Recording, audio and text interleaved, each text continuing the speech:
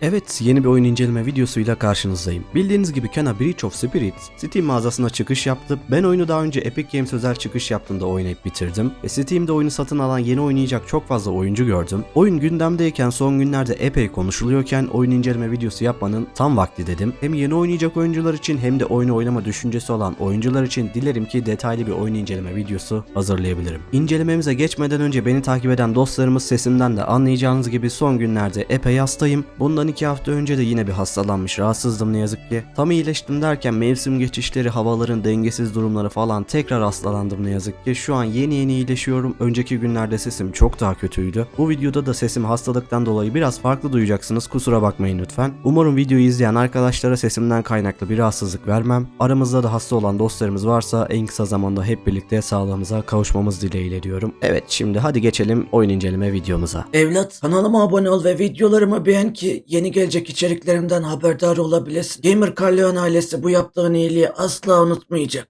Oyunumuzda resmi Türkçe altyazı desteği ne yazık ki yok arkadaşlar. Böyle animasyon görselliğinde rengarenk dünyalar, şirin tatlı görseller benim çok hoşuma gidiyor. Bu oyunda Türkçe altyazı seçeneği olsaymış pek bir tatlı olurmuş. Biz Türk oyuncular için de sevindirici bir haber olurdu tabi ama olsun, dert değil. Ufak bir not olarak belirteyim, oyunu Türkçe olarak oynamak isteyen oyuncular için PC tarafında Türkçe yaması bulunuyor. Dilerseniz o şekilde oyunu oynayabilirsiniz. Öncelikle oyunun geliştiricisi ve video oyun sektörüne yeni adım atan ilk oyunları için Ember Lab'i tebrik ediyor ve aramıza hoş geldiniz diyoruz. Geliştirici Ember Lab daha öncesinde animasyon filmler, görüntüler tasarlıyormuş. Yani o konuda oldukça deneyimli ve bu deneyimlerini de oyuna çok başarılı bir şekilde aktarmışlar. Adeta Disney, Pixar, DreamWorks animasyon filmlerinden fırlamışçasına görsel şölen yaşatan ve insanın içini açan, mutluluk veren bir atmosfere sahip Kena. Ben gerçekten oyunun böyle bir görselliğe sahip olmasına bayıldım. Tam benlik. Böyle oyunları oyun sektöründe daha çok görmeyi isteriz. Tekrar ediyorum, geliştirici ekibinin ilk oyunları arkadaşlar ve oldukça küçük bir ekip olduklarını düşününce o konuda ortaya böyle bir oyun çıkarmaları takdire şayan ve geliştirici ekibin gelecek oyunları için de bizleri heyecanlandırmaya yetiyor. Son yıllarda biliyorsunuz ki neredeyse her oyun uzun oynanış saatlerine varıyor. Büyük bir açık dünya oyun furyası var ve açık dünya oyun türüne seven bir oyuncu olarak ben bile bunalmaya başladığımı hissediyorum. Lineer tabanlı oyunlara hasret kaldık gerçekten. Kena bu konuda bana ilaç gibi geldi. Özlemişiz böyle tatlı oyunları. Oynanış saati olarak 12-13 saatlik bir oynanış deneyimi sunuyor ki böyle bir oyun için gayet yeterli bir süre aslında. Şimdi oyun mükemmel, harika, inanılmaz gibi abartılı kelimelerle süsleyebileceğim bir oyun değil. Evet, çok tatlı bir deneyim olmuş. Böyle oyunları oynamaktan büyük keyif alıyorum. Ancak artı yönlerinin daha ağır basmasıyla birlikte oyunun bazı eksi olarak söyleyebileceğim problemli kısımları da var. Görsellik ve atmosfer. Bu oyunda gerçekten özenle uğraşılmış bir sanat var. Oyunun sanat tasarımları gerçekten harika duruyor. Biraz önce de dile getirdiğim gibi oyunun en göz alıcı, en etkileyici kısmı o animasyon tadında özenle hazırlanmış atmosferinde, görselliğinde yatıyor. O sinematik animasyon sekansları veya sinematik sonrası oynanışa geçilen o yumuşak geçiş çok hoş gerçekten. Animasyonlar, görseller öyle tatlı hazırlanmış ki oynanış kısmındaki görsellik de zaten animasyon film tadında olduğu için öyle çok keskin bir geçiş hissettirmiyor oyuncuya. O görsellik, ışıklandırmalar çok güzel gerçekten. Tam benlik. Bu konuda benim çok hoşuma gitti. Bu tatlı, insana mutluluk, huzur veren dünyada dolaşırken ortama göre çalan oyun müzikleri de oldukça tatlı, başarılı olmuş. Oyunun müzikleri de gayet hoşuma gitti. Oynanış deneyimi. Oyunumuz bir açık dünya değil arkadaşlar. Tam anlamıyla lineer bir oyun demek de doğru olmaz. Yarı açık dünyaya sahip bir oyun. Bölge bölge ilerlediğimiz, haritanın her bir yanına dağılmış, toplanılabilir ögelerle keşif yapmanızı isteyen bir oyun. Tabii ki dilerseniz direkt ana hikaye odaklı hiç çevreyi keşfetmeden de gidebilirsiniz. Tercih size kalmış. Görev sistemi olarak birbirine çok benzer yapıda görevler üzerine tasarlanmış ama bu benzerlik tekrara düşme anlamında hiç sıkılmanıza neden olmuyor. Türü sevenler için oldukça keyifli bir deneyim yaşatıyor. Oynanış sekanslarında da oyuncuyu yormadan tatlı bir deneyim sunulmuş. Yetenek ağacıyla desteklenmesi hiç olmamasındansa hoş olmuş tabii. Öyle çok büyük bir yetenek ağacı beklentinizde olmasın zaten bu oyundan. Oyunda ilerledikçe açabileceğiniz yeni yetenekleri açınca oyundaki çeşitlilik biraz olsun artıyor tabii. Renk katıyor. Oyunun süresi de öyle çok aşırı uzun bir oyun deneyimi sunmadığı için bana yeterli geldi. Meditasyon yapabileceğiniz alanlar bulunuyor. Bu alanları bulup keşfedip meditasyon yaptıkça can takviyeniz yenileniyor ve can bandınızın seviyesi gelişiyor. Gene de belli ki geliştiricilerin esinlendiği güzel yapımlar var. Bunların başında da elbette Zelda geliyor. Zelda oyunlarından esinlenen hoş detaylar var ve bunu oynarken de hissettiriyor ama o esinlenmeyi hoş bir şekilde oyuna güzel yedirmişler. Ben memnun kaldım. Vuruş hissiyatı hissiyatı ve boss savaşları. Gelelim boss savaşlarına. Boss savaşlarını nasıl buldum? Düşman çeşitliliği oldukça yeterli, oldukça tatmin edici. Oyunu oynamadan önce vuruş hissiyatından pek beklentim olmadığı için oyunun vuruş hissiyatı olarak fena değil, beni tatmin etti diyebilirim. Combat mekanikleri gayet sade bir yapıda. Asanızı hem ok yay olarak hem yakın dövüş silahı ve büyü silahı olarak kullanabiliyorsunuz. Biraz önce de dile getirdiğim gibi biriktirdiğiniz yetenek puanları doğrultusunda yeni yetenekleri açtığınızda birkaç yeni kullanabildiğiniz ve savaş esnasında işinizi kolaylaştıracak yeteneğe sahip olabiliyorsunuz. Ancak combat mekaniklerinde bir gariplik olduğunu dile getirmek istiyorum. Özellikle bunu boss savaşlarında hissettim. Şimdi oyunun oynanış mekanikleri basit, sıradan görünüyor değil mi? Oyunun combat mekanikleri biraz problemli arkadaşlar. Hem kontrollerde hem animasyon hareketlerinde ufak gecikmeler yaşanıyor. Şunu demeye çalışıyorum. Savaş esnasında biraz gecikme yaşanıyor. Karakteriniz kontrollere geç tepki veriyor gibi. İlginç bir durum var ve bu durum yüzünden boss savaşlarında çokça öldüğüm düşmanlar oldu. Hatta oyunda bir boss savaşında öyle bir takıldım kaldım ki bu şirin görünümlü oyunda bile oldukça sinirlenmeme neden oldu. Bir an dedim yani Souls-like bir oyun mu oynuyoruz? Şöyle anlatayım. Oyunun ilk saatleri oynarken dövüş kısmına gelince biraz tuhaflık hissettim ama bunun tam olarak neden kaynaklandığını önce pek anlayamadım. Oyunda ilerledikçe bu dövüş esnasındaki durum devam edince neden olduğunu iyice hissetmeye başladım. Karakterin kontrollere hemen tepki vermediği, geç tepki verdiği anlar yaşayabiliyorsunuz ve karakterin o ufak geç tepki vermesi animasyonlu hareketlerdeki gecikme ile özellikle boss savaşlarında oldukça tatsız anlar yaşamanıza neden oluyor. Aynı şey karşınızdaki bosslar için de geçerli. Animasyon tamamlanmadan ne olduğunu anlayamadığınız ani saldırılara uğruyorsunuz. Bu gecikme hissiyatı yüzünden boss savaşlarında tekrar öldüğünüz savaşlarıyla karşı karşıya kalabiliyorsunuz. Ve oyundaki boss savaşı sayısı da şaşırtıcı bir şekilde beklediğimden çok fazla olunca gerçekten bu can sıkıcı bir durum haline gelebiliyor. Bazılarının oldukça zorlu boss savaşları olmasıyla birlikte oyunda bayağı boss savaşı yer alıyor gerçekten. Tatlı ufak dostlarımız Road'lar. Bu maceramız boyunca hiç yalnızlık çekmiyoruz çünkü bizlere eşlik eden işte bu tatlı şeker canavarı Road'larımız var. Böyle tatlı dostlara gerçekten sahip olup insanı sürekli öpüp koklayası sarılası geliyor gerçekten. Şunların şirinliğine bakın. Hayran kalmamak elde değil. Road'lar oyunun maskotu haline gelmiş gibi diyebiliriz. Bazen sırf durup bu tatlı dostlarımızın şirinliklerini izledim. Açıkçası Road'lar ile olan etkileşimin daha fazla olmasını beklerdim. Bu konuda oyun oldukça sınırlı kalmış. Mesela bazı ulaşılması zor yüksek yerlere çıkabilmeniz için çevrede dikkat ettiğinizde büyük kaya parçaları bulunuyor. Bu kayalara Road'ları yönlendirip tırmanmak istediğiniz yere taşıtmanız isteniyor. Bu işleri yaparken bu tatlı dostlarımızı biraz amele işçi gibi kullanmak içimi acıtmadı değil. Şunların sevimliliklerine bakın. Sahip olduğunuz Road sayısını 100'e kadar çıkartabiliyoruz. Tabi 4. seviyeye ulaşmak için oyun boyunca 70 tane Road toplamanız kilitli olan yetenekler için yeterli oluyor. Hikaye. Şimdi hikaye öyle çok derin değinmeyeceğim arkadaşlar. Kenan'ın hikayesini kısaca özetlemek gerekirse oyunumuz biraz geç açılıyor arkadaşlar. Ben oyunun ilk 6-7 saati gayet keyif alarak oynadım. Haritada bol bol dolaştım, keşif yaptım. Güzel gördüğüm manzaralara durup seyrettim. Derken o canlı rengarenk animasyon film deneyimi yaşatan o dünyada gayet keyif alarak gezdim. İnsanın içi açılıyor, huzur veriyor gerçekten. En azından benim için oldukça mutluluk vericiydi. Ana karakterimiz Kena bir ruh rehberi arkadaşlar. Bir yolculuğa, maceraya çıkıyor. Hikayemizin ilk saatlerinde bize yeterli açık bilgi verilmeden biraz ne olacak acaba diye merak uyandırıyor hikaye ve kendimizi fantastik, masalsı görünümlü bir dünyada buluyoruz. Büyük bir patlama sonucu kötü ruhların karanlığına bürünen dünyayı kötü ruhlardan arındırıp eski canlı haline dönüştürerek ilerliyoruz. Hikayede ilerledikçe elbette hikayeye dair ipuçları, gizemler çözülmeye başlıyor. Hikaye olarak da bu yol maceramızda karşılaştığımız karakterlerin hikayesi animasyon sahneleriyle daha ilgi çekici geldi bana. Yani Kenan'ın hikayesinden çok bizim dışımızda olan yan karakterlerin geçmişi, onların yaşadıkları daha ağır basıyor. O duyguyu daha çok hissettiriyor. Çünkü oyun dediğim gibi biraz geç açıldığı için diğer karakterlerin hikayesi daha yoğun tutulmuş. Ve hikayenin işleniş şekli yani bilemiyorum ama ana karakterimizin hikayesinden çok diğer yan karakterlerin hikayesi ön planda tutulmuş gibi hissettirdi bana. Kenan'ın kendi hikayesi yani beni çok içine çekemedi doğrusu. Yan karakterlerin hikayesi benim daha çok hoşuma gitti diyebilirim. Bilmem bana katılır mısınız? Haritada keşif, ödüller. Haritanın her bir yanına dağılmış açılmayı bekleyen sandıklar, kristal süs görünümlü objeler yer alıyor. Keşfedip bulduğunuz bu objelerden kristaller dökülüyor. Oyunun ilk saatleri bu kristallerin gelişim açısından büyük bir fayda sağlayıp yararı olacağını düşünsek de hiç de öyle olmuyor ne yazık ki. Yani bu kristal ödüller gerçekten başta bir heyecan uyandırsa da daha sonra bu para birimi gibi olan kristaller ile sadece Road'lara kozmetik olarak şapka alabildiğimizi görünce işin tadı, hevesiniz biraz kaçmaya başlıyor. Yani tamam keşif yapmak, haritada dolaşmaktan ben yine keyif aldım ama gerçekten oyunun ödül sistemi çok zayıf. Oyuncuyu heyecanlandıracak, keşif yapmaya yetecek bir neden sunmuyor ortaya. Buna rağmen ben yine oyundan keyif aldığım için çok fazla dolaşıp keşif yaptım haritada. Kozmetik olarak çeşit şapka aldığınız ortamı iyice şenlendirebileceğiniz zaten normal halleriyle de şirin olan Road'lar şapka takınca ayrı bir sevimli oluyor. Evet ama bu kadar yani. Kozmetik anlamda sadece. Ödül sisteminin böyle olması biraz üzüldüğümüz bir nokta oluyor. Son sözler. İşin sonunda ben Kena Bridge of Spirits'i sevdim mi? Elbette animasyon film tadında bu masalsı rengarenk atmosferiyle oyun bana oldukça hitap ediyor ve oyunun artı yönleri benim için daha ağır basan sevdiğim tatlı bir oyun oldu. Oyunu oldukça sevdim arkadaşlar. Özellikle benim gibi böyle renkli dünyalar, renk paleti, canlı oyunlara, animasyon film tadında bu tarz türlere ilginiz varsa oldukça keyif alacağınız, hoşunuza gidecek bir yapım. Henüz oyunu oynamayan oyuncu dostlarımıza öyle çok büyük yüksek beklentilere girmenizi tavsiye etmem. Oyuncuyu yormayan, sade, güzel bir deneyim sunan oyun çıkarmışlar ortaya. Gayet tatlı, gayet güzel bir yapım. Gönül rahatlığıyla tavsiye edebileceğim bir oyun. İncelemenin başında da belirttiğim gibi geliştirici ekip Ember Lab'in ilk oyunları olduğu için gelecek, umut vaat eden bir yapımla oyun sektörüne giriş yaptılar diyebiliriz. Bu ekibin yeni oyunları için yakından takip etmeye çalışacağım ve heyecanla bekliyor olacağım kesinlikle. Oyunu alma düşüncesi olan arkadaşlarımıza özellikle oyun konsolu tarafında ben indirim dönemlerinde almanızı tavsiye ederim. Oynanış süresinin tatmin etmesi açısından çok yüksek fiyatlardan almanızı tavsiye etmem açıkçası. Ama PC versiyonu Epic Games ve Steam üzerinde çok uygun bir fiyata satılıyor. PC'de oynama imkanınız varsa ben size PC tarafına almanızı tavsiye ederim. Tercih yine size kalmış tabii ki. Benden şimdilik bu kadar. Beni izlediğiniz için çok teşekkür ediyorum. Sizin de oyuna dair düşüncelerinizi duymak isterim. Kanalıma abone olarak ve videomu beğenerek bana destek olabilirsiniz. Sizlerin desteği kanalımızın gelişimi açısından çok önemli. Farklı oyunlarda görüşünceye dek kendinize çok iyi bakın. Görüşmek üzere. Hoşçakalın. Evlat, kanalıma abone ol ve videolarımı beğen ki yeni gelecek içeriklerimden haberdar olabilesin. Gamer Carleon ailesi bu yaptığın iyiliği asla unutmayacak.